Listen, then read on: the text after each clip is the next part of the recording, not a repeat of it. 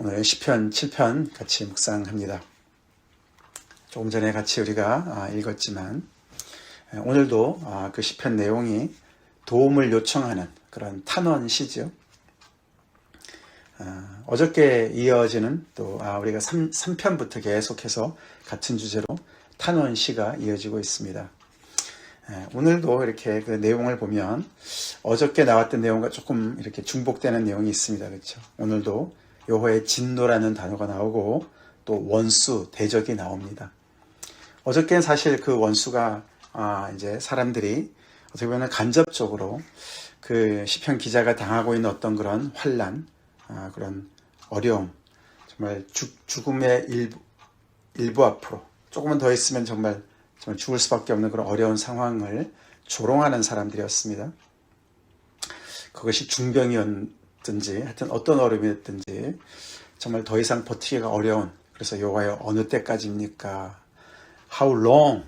그렇게 탄원을 했는데 오늘은 그 원수가 굉장히 적극적인, 그렇죠? 가장 이 시편 기자에게 그 어려움의 대상이 되는 그런 내용입니다. 오늘의 이 시편 7편에서 시편 기자는 너무나 이제 억울한 일로 이 자기를 이렇게 모함하는 그 원수들이 얼마나 강하고 정말 이렇게 끈질기게 쫓아오는지 사자에다가 비유를 하죠.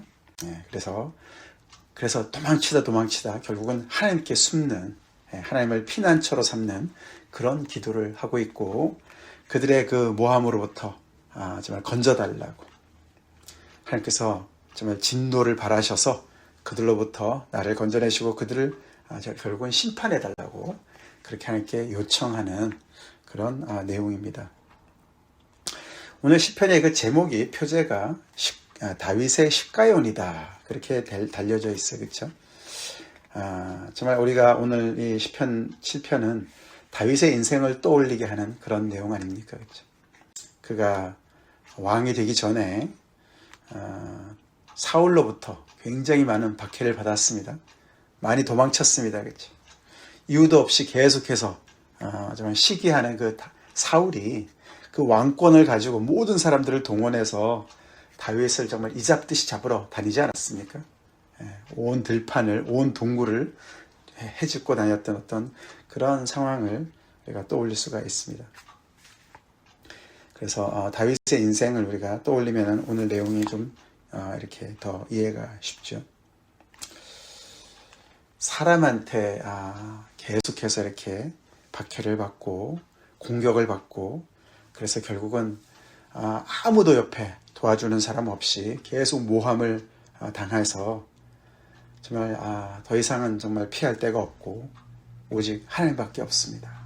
어쩌면 이 사람은 지금 성전에 들어와서 숨어 있는지 모르겠어요.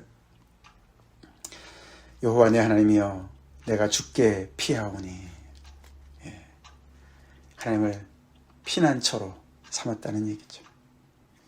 나를 쫓아오는 모든 자들에게서 나를 구원하여 내소서. 나를 쫓아오는 거예요.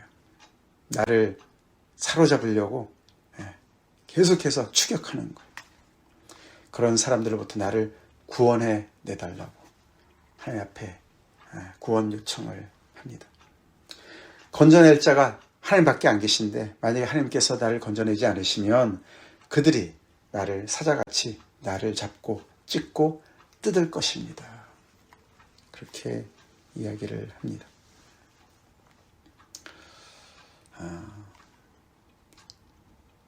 참 우리가 그런 말 합니다. 그렇죠? 어려운 것 중에 가장 어려운 것은 사람과의 관계다.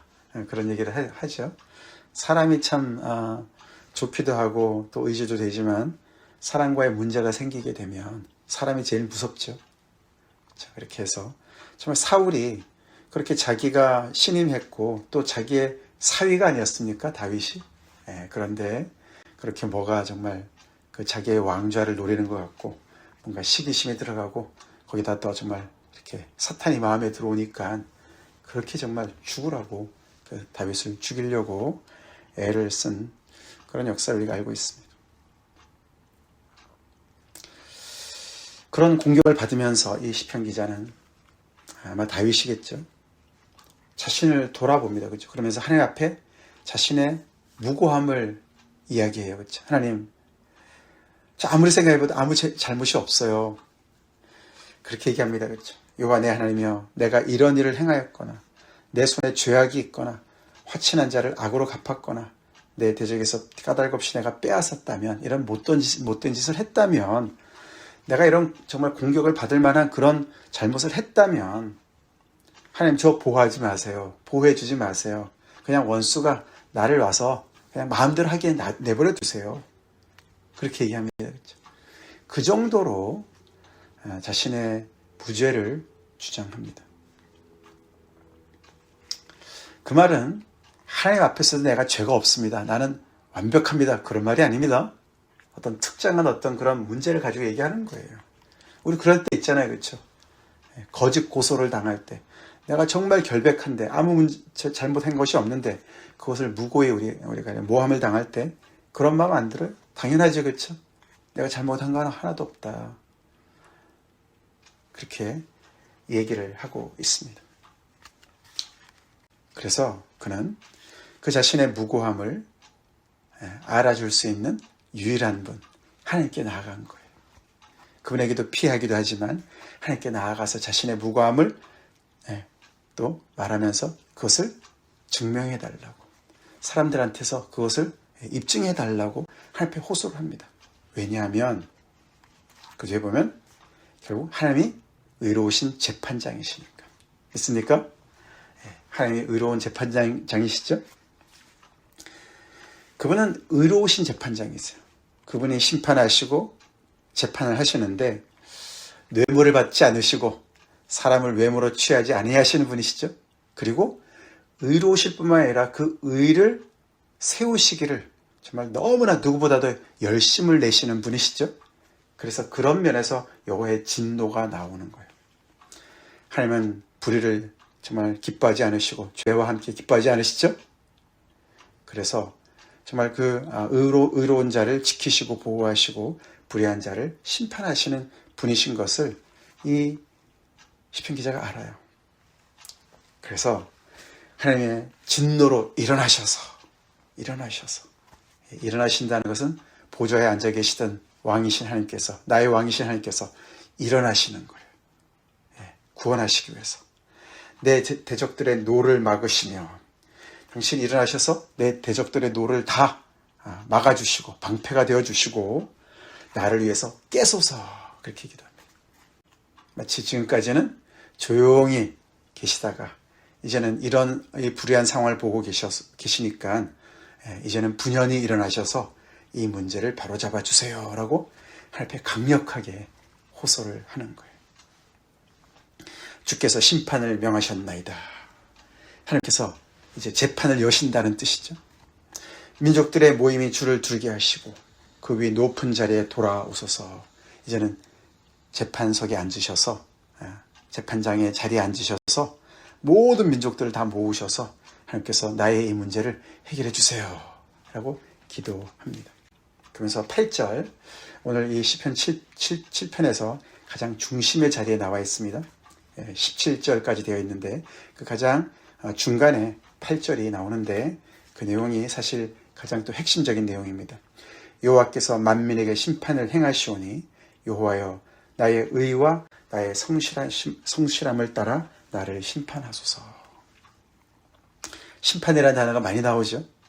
자신의 억울함을 하나님께서 올바로 시시비비를 가려달라고 외치는 그런 시편이기 때문에 심판이라는 단어가 많이 나오는데 특별히 8절에 두 번이나 나오고, 하나님께서, 여호와께서 만민에게 심판을 행하신다.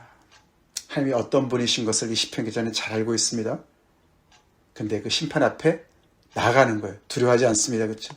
자기의 현재의 문제는 자기를 공격하는, 사자같이 물어뜯으려고 공격하는, 쫓아오는 많은 사람들이 그들의 그 공격이 거짓인 것을 분명하게 자기를 알고 있고 자기의 무고함을 알고 있으니까 하나님 앞에 당당히 나가는 것이죠. 여호와여, 나의 의와 나의 성실함을 따라 나를 심판하소서.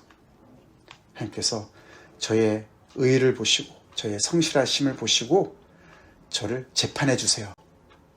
하나님께서 의로운 재판장으로 이 문제를 해결해 주세요. 라고 하나님 앞에 호소합니다.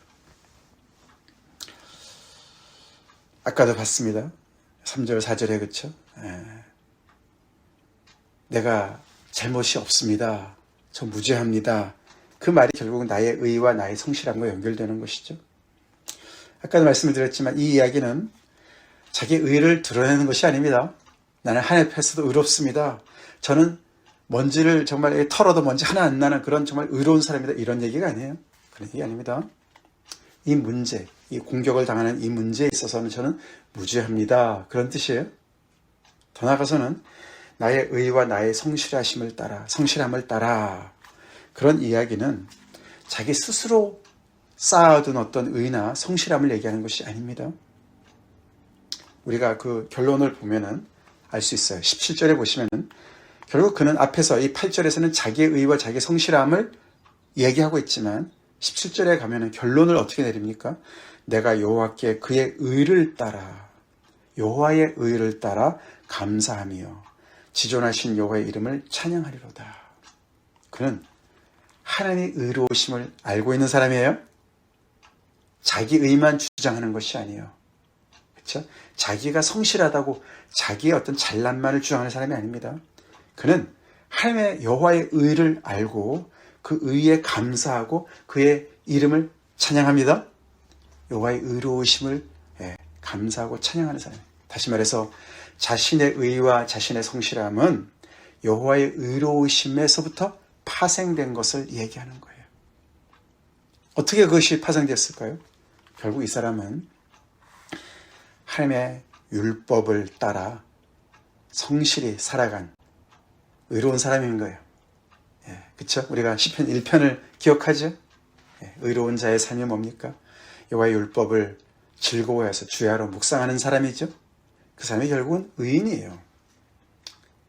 여기 나의 의라는 말, 우리가 이 성경에서의 의라는 것은 올바른 행동 이전에 올바른 관계다라고 말씀드렸습니다.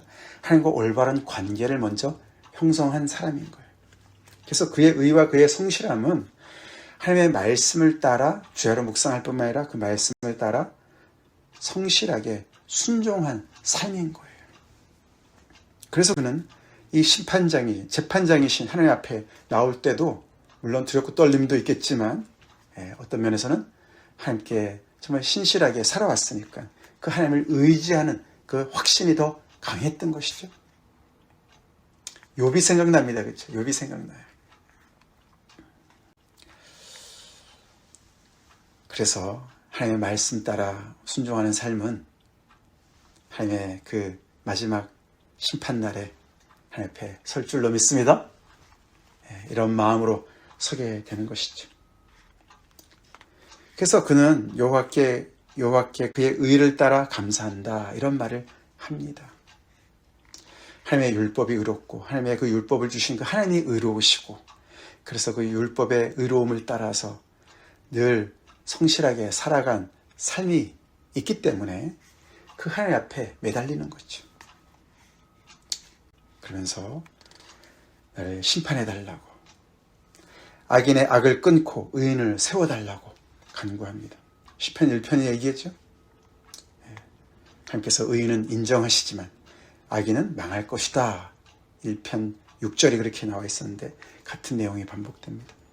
의로우신 하나님이 사람의 양심, 마음과 양심을 감찰하시나이다. 계속 오늘 심판이란 단어와 의롭다는 단어가 많이 반복되죠. 의로우신 하나님. 나의 방패는 마음이 정직한 자를 구원하시는 하나님께 있도다. 의로우신 하나님과 또 그 정직하신 그런 하나님의 그런 영이 정말 이 사람의 마음과 양심을 감찰하시고 또 심판하시는 그런 분이 나의 방패 되신다라고 얘기합니다. 11절 하나님은 의로우신 재판장이시며 하나님이 침묵하고 계신 것 같지만 세상은 불의로 가득한 것 같지만 하나님은 의로우신 재판장이시죠? 의로우신 재판장이십니다. 그 다음에 뭐라고 그럽니까? 매일 분노하시는 하나님이시로다. 하나님이 침묵하고 계시고 잠잠히 계시고 때로는 부재하신 것 같고 안 계신 것 같은 그런 상황이 지속되는 것 같더라도 하나님은 매일 분노하시는 하나님이시라고 고백합니다. 우리가 기억합시다. 하나님이 무심하신 것이 아니라 오랫동안 참아 기다리시는 줄 믿습니다. 우리가 로마서 1장에 보면 그렇죠. 하나님께서 오래 참고 기다리시는 것이죠. 악인이 송행하고 악인이 판을 친다 할지라도 의인이 고통을 당한다 할지라도 하나님의 선하신 뜻이 있으신 것이고 하나님께서 기다리고 계시는 것이고 오래 참고 계시는 것이죠. 그러나 그래서 이렇게 하나님의 심판을 당장 행하지는 않으시지만 그분은 매일 분노하시는 분이십니다. 의로우신 재판장이시고 불의를 기뻐하지 않으시고 그것을 향해서 늘 진노하시고 분노하시는 하나님이시라는 거죠. 그래서 이 하나님 앞에 나아가서 하나님 제 문제에 개입해 주세요. 그렇게 기도합니다. 하나님이 개입해 주시면 우리의 문제 해결될 줄로 믿습니까? 다른 사람 다 몰라도 나의 억울함을 다 몰라도 하나님은 의로우신 재판장이시기 때문에 다 아신다. 믿습니까? 우리가 그것을 믿어야 돼요. 그것을 믿어야 우리는 이런 상황 속에서도 하나님 앞에 달려나갈 수 있고 하나님께 피할 수가 있고 하나님께 기도할 수가 있습니다. 그리고 그 결론을 감사와 찬양으로 끝낼 수가 있습니다. 아멘? 현실이 계속 해결되지 않은 상황이라 할지라도 그렇게 하나님께 기도하면서 우리의 문제를 하나님의 손에 맡기고 주께 피한다는 말은 그거예요. 주를 의지한다는 말이고 주님께 내 인생 모두를 다 맡긴다는 그런 뜻이죠. 그런 뜻입니다. 사람들이 얼마나 오랫동안 얼마나 많은 사람들이 나를 모함하고 나를 그렇게 정말 음해한다 할지라도 하나님께 맡기는 거예요. 그분의 성품을 알기 때문에 그분이 매일 분노하시는 하나님이신 것을 알기 때문에 분노만 하시는 것이 아니죠. 12절부터 나오면 그렇죠. 하나님께서 칼도 가시고 활을 이미 당겨 예비하시고 죽일 도구를 다 예비하시고 그의 화살은 다 불화살들이고 전장에 나가는 어떤 그런 용사로 표현합니다. 그렇죠. 그래서 하나님께서 정말 심판을 다 준비하고 계시는 그런 하나님이시기 때문에 정말 이 불의를 행하는 자들한테는 너무나 큰일이죠. 앞에 큰일이 앞에 있는 거예요. 그러나 하나님 앞에 순종하며 하나님의 말씀을 따라 의와 성실함으로 살아가는 사람들은 걱정거리가 없습니다. 그렇죠? 없다. 그래서 이 원수들이 이렇게 강하고 사자같이 강하지만 진정으로 강한 분은 하나님이십니다. 그걸 얘기하는 거예요. 하나님이 더 강하신 것을 알고 있어요. 그래서 그분에게 피한 자는 염려가 없는 것이죠. 그래서 어떻게 됩니까? 하나님께서 어떻게 심판하십니까? 결국 14절, 15절에 그런 얘기들이 나옵니다. 16절. 악인이 죄악을 낳는다. 재앙을 배웠다. 임신했다. 거짓을 낳았다. 그렇죠. 그래서 악인이 속에 마음속으로부터 죄악과 재앙은 악독이란 뜻이죠. 악독이란 뜻입니다. 그것을 마음속에 품고서 거짓을 낳았어요. 그 거짓으로 말미암아 그 다음에 웅덩이를 팝니다. 그렇죠. 무고한 자를 잡으려고 웅덩이를 팝니다. 그렇게 함정을 만듭니다. 그렇지만 결론적으로 어떻게 됩니까? 이런 하나님이 계시기 때문에 스스로 자기가 만든 함정에 빠지게 될 것이다. 그리고 그의 재앙은 자기 머리로 돌아가고 그의 포악은 자기 정수리에 내리게 될 것이다. 결국은 악인의 모든 그 꾀임과 악인의 모든 그런 그 올무가 다 자기 자신에게 돌아갈 것이다 라고 선언합니다. 할렐루야. 그렇게 하나님께서 만드실 것이다. 사필규정 이런 말이 있죠. 이 악의 어떤 어떤 그 원리가 우리를 향해서 공격하는 그 악은 결국은 부메랑처럼 핑핑핑 돌아서 다시 던진 사람에게 돌아간다. 그렇게 얘기를 해요. 그의 재앙은 자기 머리로 돌아오고 그의 포악은 자기 정수리에 내리게 될 것이다. 사울이 결국 그렇게 되지 않았습니까? 그렇죠. 결국은 자기가 미쳐요. 결국은 다윗의 그런 오랫동안 고난을 당하면서도 하나님 앞에 신실하게 사울을 제거할 기회도 있었지만 넘어갔던, 그렇게 해서 정말 사울은 점점 더 정말 초라해지고 점점 더 미쳐가고 결국은 그렇게 끝을 맺지 않았습니까? 우리가 믿습니까? 하나님이 계시기 때문에, 하나님이 계시기 때문에 이런 결말을 맞게 될 것이다. 그래서 미리 앞당겨서 하나님께 감사하는 거예요. 앞당겨서 하나님을 찬양하는 거예요. 하나님이 어떤 분이신을 알기 때문에 그렇게 하나님 앞에 살아갈 수가 있는 것이고, 이런 억울한 상황 속에서도 정신이 온전할 수가 있는 것이죠. 안 그러면 미치죠. 글쎄요, 저는 뭐 그렇게 무고한 일을 당한 적은 없습니다만, 우리가 살다 보면 그런 억울한 일을 당할 때가 있잖아요. 그렇죠? 법정에 가서도 해결이 되지 않는 그런 억울한 문제. 그래서 이 시편의 내용은 오늘 이런 내용들, 정말 이런 살면서 정말 이렇게 당하는 많은 어려움들이 구체적으로 나오고 있죠.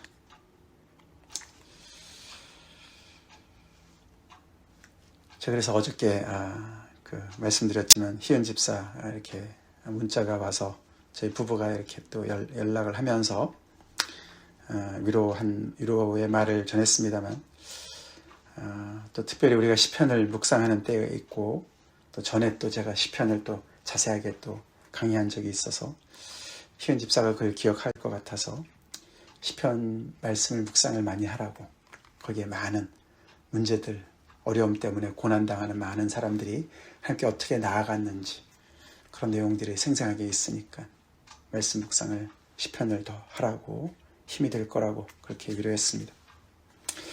우리도 이런 말씀을 묵상하면서 우리에게 혹시 그런 일이 있었다면 오늘 이 말씀 따라 또 우리가 위로를 받읍시다. 하나님께서 의로우시고, 하나님께서 우리의 정말 방패 되시고 피난처 되시고 재판장이시기 때문에 우리의 문제를 아시고 함께 부글부글 끓으시면서 그냥 기다리실 분이라는 것을 우리가 기억하고, 이런 결말을 하나님께서 주실 것을 기억하고 하나님을 함께 감사하고 찬양합시다. 또 우리 주변에 그런 어려운 사람들을 보면서 우리가 그들을 위해서 기도합시다. 그리고 무엇보다도 우리 또한 오늘 8절 말씀처럼, 이 시편 기자처럼 우리 평소에 하나님의 말씀 안에서 우리의 하나님과의 올바른 관계와 또 성실한 그런 신앙생활을 합시다. 그래서 하나님 앞에서도 나의 의와 나의 성실함을 따라 나를 심판하소서. 내 자랑이 아니고 잘났다는 얘기가 아니고 하나님 앞에 정말 그렇게 말씀 안에서 그렇게 하나님 앞에 성실한 삶을 주님 앞에 이야기할 수 있도록 그렇게 우리 주님 앞에 섭시다. 같이 기도하겠습니다. 하나님 감사합니다. 시편 이렇게 또 허락해 주셔서 한편 한편 우리가 묵상하게 하시느니 감사합니다. 특별히 오늘